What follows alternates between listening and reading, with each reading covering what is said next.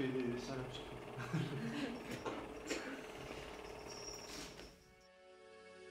Le Chant du Cygne est un court-métrage de fiction dramatique d'une durée de 15 minutes qui nous raconte le quotidien de Jacques, un vieux marin à la retraite qui vit seul dans son appartement avec son poisson rouge.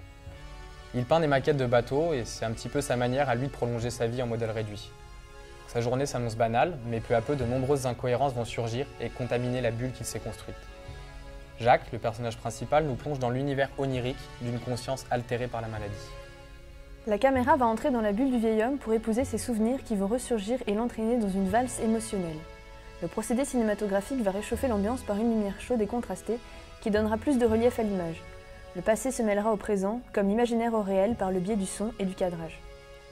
Donc le cadrage se resserre progressivement sur le visage du vieil homme pour l'isoler lui et son ressenti, pour confronter le spectateur aux expressions de Jacques afin d'établir un processus d'identification. Le but étant de faire ressentir des sensations similaires à celles du personnage.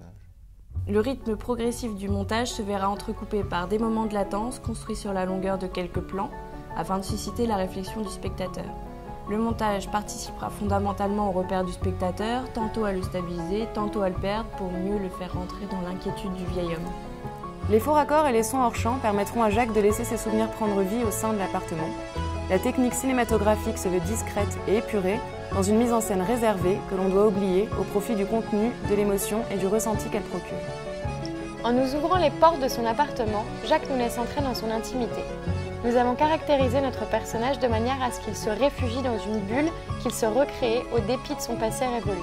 Une manière pour lui de protéger sa passion au sein même de ses murs en béton. Ici, nous confrontons Jacques à ce qui pourrait lui arriver de pire, perdre ce qui lui reste, à savoir les souvenirs de sa vie passée.